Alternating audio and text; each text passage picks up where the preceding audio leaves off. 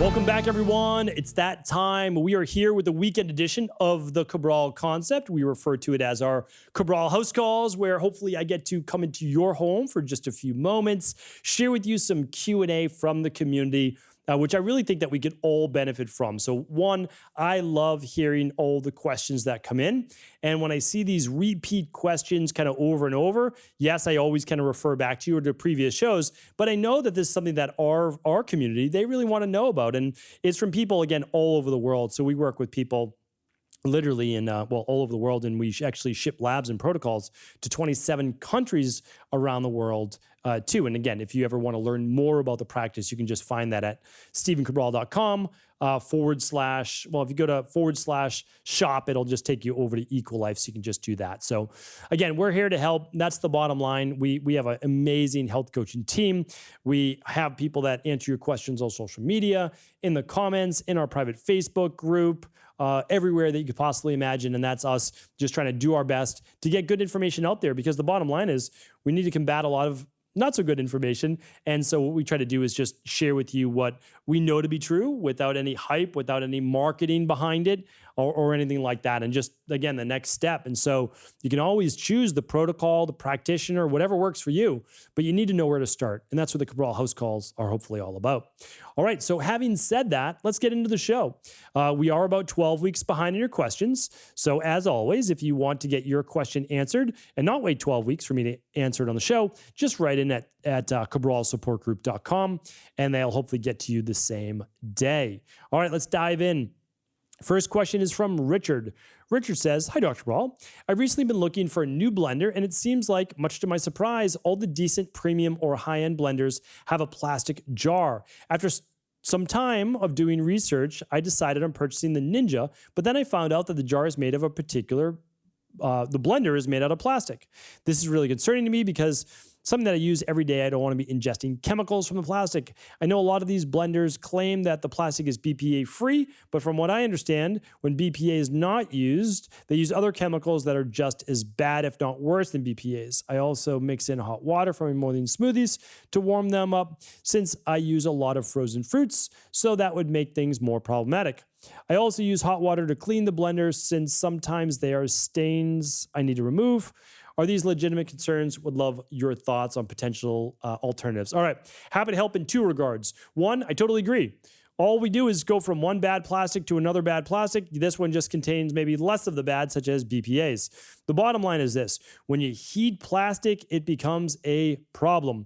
Hard plastics that are not as easily heated are typically not as much of a problem. So I don't have an issue with a hard plastic blender. Again, just choose your favorite. I have all my favorites at stevencabral.com /resources, all the blenders and everything, every product that I use in my practice and for my family.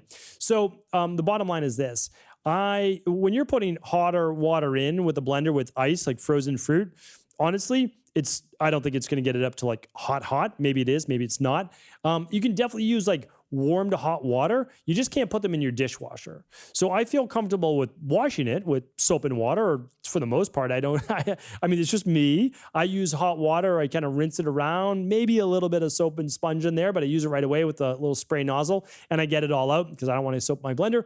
So that's what I do. I would not recommend putting them in the dishwasher where it gets really hot with steam and all that. So that's one. But again, let me give you a different vantage point as well. The Vitamix, which is obviously uber expensive, right? It's the most expensive. It is the best blender. I mean, like, again, I've used them all. I really have.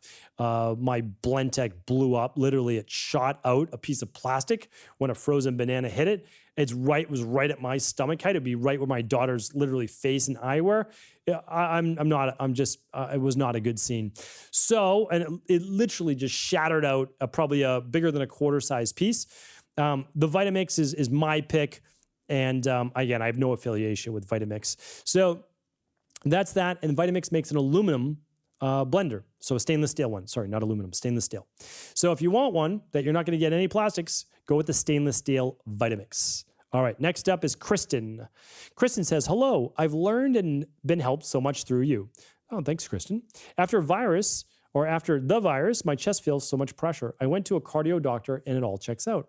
I do have the MTHFR. I read that homozygous variants in some heterozygotes may see a decrease in metabolic pathway that converts folate to folic acid into active forms. There can be a buildup of homocysteine, which has been linked to cardiovascular issues. I'm trying to turn over every leaf I can to get the bottom of the random pressure when I lay down.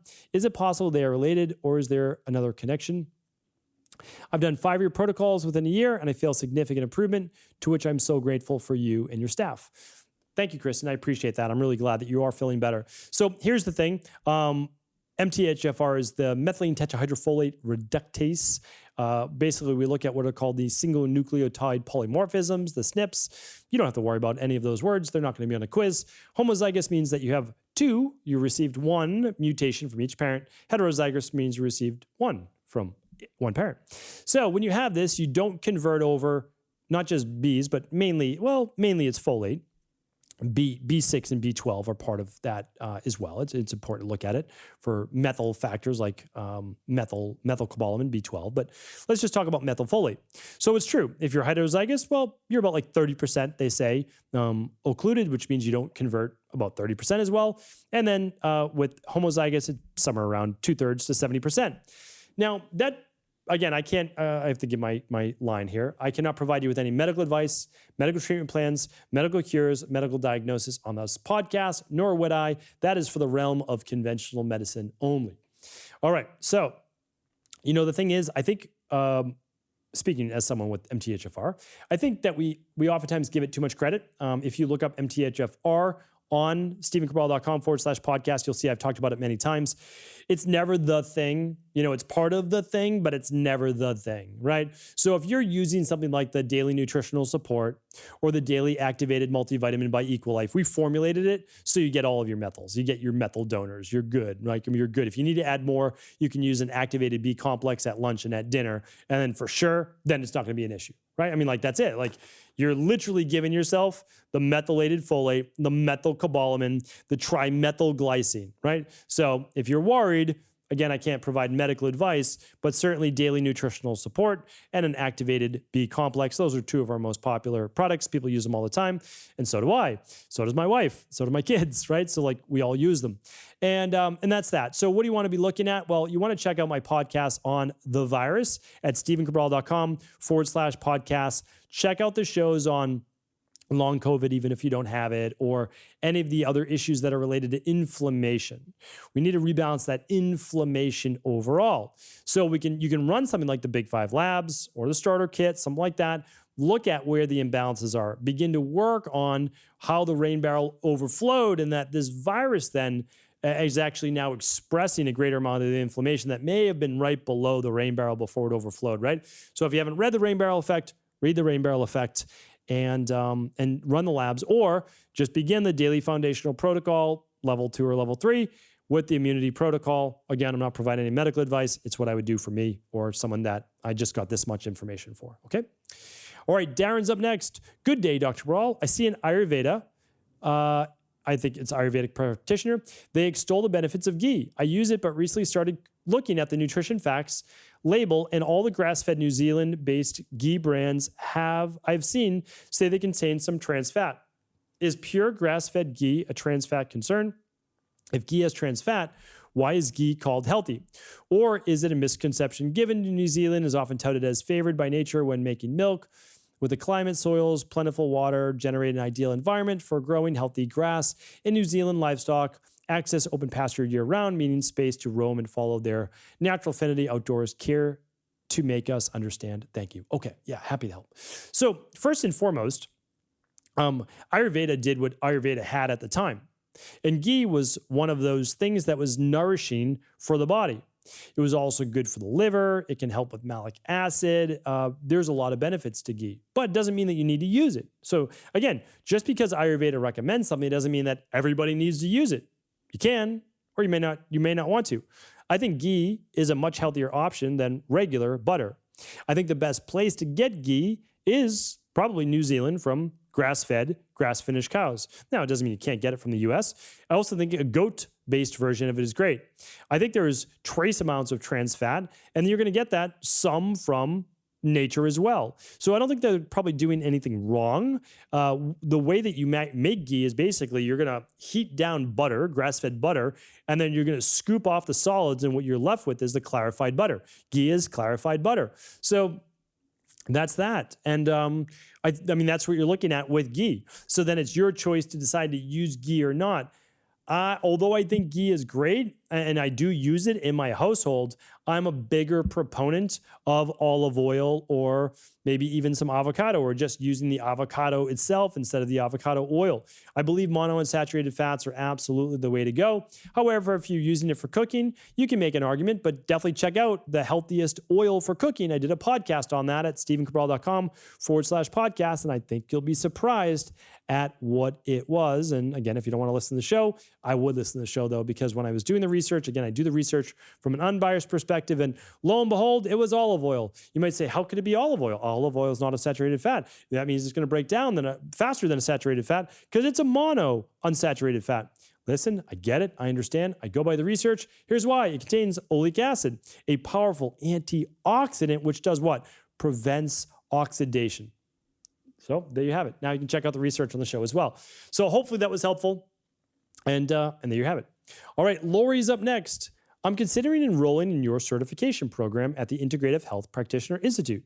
I'm wondering, however, how to utilize it to practice legally in Illinois and many other states where it seems only a registered dietitian or CNS are allowed to make nutritional recommendations to clients. Thank you, Lori. All right, great question.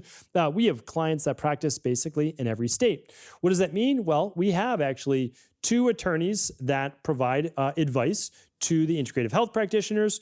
We have IHP Mastery, which goes in depth on it. We have a nonprofit that we're connected with. Again, they're completely nonprofit that they share what health coaches can do and can't do.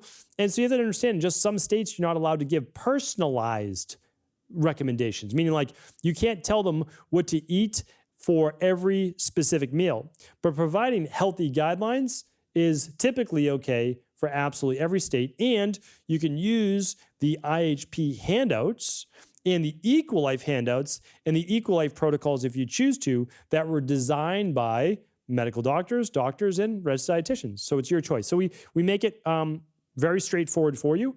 We can never obviously provide legal advice. I'm not an attorney. You have to ask an attorney, but the nice thing is, we do webinars with attorneys and we share all of that information. We've got lots of webinars inside of IHP too. So that's that. And that's exactly what we do is, you can't give personalized, meaning like you need to eat almonds in order to lower your diabetes. You can't say that. You can't do that, right? So what we do is we give our general nutritional guidelines, healthy eating principles.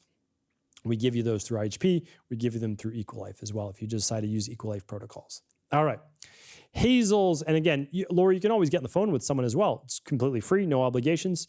Just head on over to integrativehealthpractitioner.org. We bring on 100 new students per month, and we'd love to have you. Hazel's up next. Hazel says, I'm at a loss for breakfast.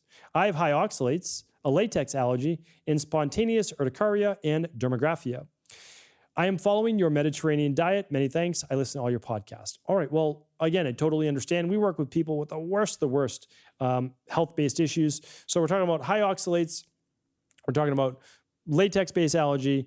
And then we're talking about essentially hives, skin rash from foods. So we typically make it super simple. So we just want like 3 ingredients, right? So what most people do is they'll start with just a half a scoop of our daily nutritional support, 16 ounces of water. They'll put in like 1 cup of wild blueberries, some ice if they want. Maybe they'll do a little less water if they want a little thicker. And they just blend it and they just drink it. That's it. And drink it slowly over the course of a half hour. So all there is in that is the daily nutritional support for your protein, all your vitamins, your minerals, and then you get your wild blueberries. And most people aren't necessarily super sensitive to those, but you just see how you do, right? How do? You just drink it slowly over a half hour. Any reactions? No. Okay, good. So we just do the 1 cup of wild blueberries.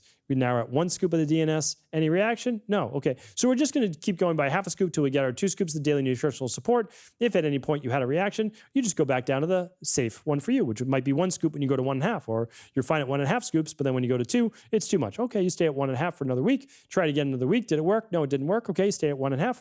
Go another 2 weeks. Did it work? Yeah, it worked. Good. Now you're at 2 scoops, right? Now you have your 2 scoops of daily nutritional support. So you get 15 grams of protein. You get your carbohydrates in there. You're good to go. If you want to add more, you can add more. You just add on one more variable. So you might put in a healthy fat, or you might add more fruit. You might do whatever you want to do, right? Half a frozen banana. So that's how we do it. It's all about working variables. So Hazel, my highest recommendation is listen to my shows on urticaria, because you need to figure out what's causing it. Again, run the Big 5 labs. It's the best thing that you can do. If you can't run the Big 5 labs, run the starter kit. Those are at stevencabral.com/labs. Run them with any practitioner you'd like, or run them with us. It's up to you. And then listen to my podcast on the rotation diet, because I go in depth on, I think, what would be helpful for you as well. Remember, everything is figure outable. Everything is figure outable. All right. All right, one more question today is from Cody. Cody says, hi, Dr. Cabral. I get acid reflux, mild diarrhea, intestinal pain on my left side when I eat mildly spicy foods or citrus. I was curious if I had H. pylori. I did a stool test, upper endoscopy, and both came back negative. I also did an organic acids test, which showed high levels of yeast. Before I start the CBO protocol, I decided to try some supplements targeted towards H. pylori, just in case due to my symptoms. I've been taking Manuka honey, half a cup of cabbage juice, and L-Reuteri. I was fine for 2 weeks, but I'm now starting to get intestinal pain on my left side. I was planning to add in mastic gum, but I put that on hold now. Would you recommend stopping the H. pylori supplements and starting the CBO protocol? Compared to the CBO protocol, I've taken much less potent antimicrobials, antifungals in the past, which started out fine, but then gradually gave me intestinal pain. This is what led me to trying a targeted towards H. pylori, which testing says I don't have, in the hope that it would allow me to tolerate the CBO better, but I'm already having pain, which I suspect is from the strength of the Manuka honey. In addition, zinc supplements give me intestinal pain, but I also take DGL licorice, which is fine. Thank you for your time and advice. All right, Cody, totally get it, totally understand, I want to keep this easy. So if one, can't give you any medical advice, can't treat diagnosed diseases with supplements, so I can't tell you about that. What I can say is this: if you test negative for H. pylori with an upper endoscopy and a stool test, you did a stool test, right? Yeah, I would say, let's not worry about H. pylori for now. Let's work on what we know you have, which is higher levels of yeast. So let's work on rebalancing the gut, because even though cabbage juice can be great and Manuka honey can be great, what can happen? Well, Manuka honey has higher levels of fructans in it, so could be causing some fermenting with that yeast. It's possible, right? Absolutely possible, by the way. Manuka honey is great, but if you have an overgrowth of yeast, well, it can give you gas, bloating, diarrhea. All right, the next one is cabbage juice. Cabbage juice can be great, right? No doubt about it, but it's high in sulfur. If you're not someone that genetically breaks down sulfur very well, cabbage juice could cause an issue. All right, so here's what I want you to do.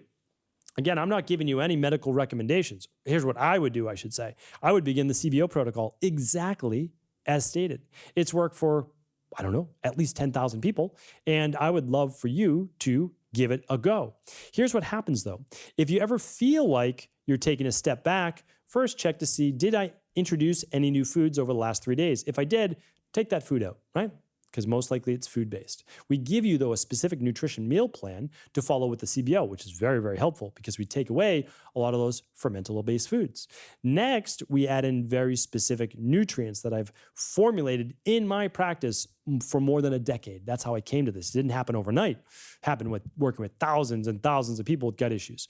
So that's what I want you to do. And then again, if it ever feels like, oh, it's starting to become too strong, just go back down on your dosage. That's it. Go to the smallest possible dosage, and definitely ask a question at cabralsupportgroup.com if you end up getting like a little bit of bloating or gas. Or you can even look it up my podcast at stevencabral.com/podcast. It's just called titration. You know what? I am going to do a podcast on that if I haven't already, because I talk about it all the time. So I am literally going to do a podcast over the next couple weeks on titration if I haven't already. Again, I'm at today is episode 2360. So after 2,360 podcasts, I don't even know what I've talked about in the past. So we're going to do a show on titration, which is going to teach people exactly what happens. If it was working, then all of a sudden it became too much. You don't give it all up. You're on the right path. Don't stop. You just need to tweak. All right. So titration podcast, we'll go over that. All right. Thank you, everyone. Really great questions today. And like I said, All of your questions give me ideas for future shows. I appreciate you. This show is about you. It's about our community. So thank you so much for the support. Take care. I'll be back tomorrow answering more of our community's questions.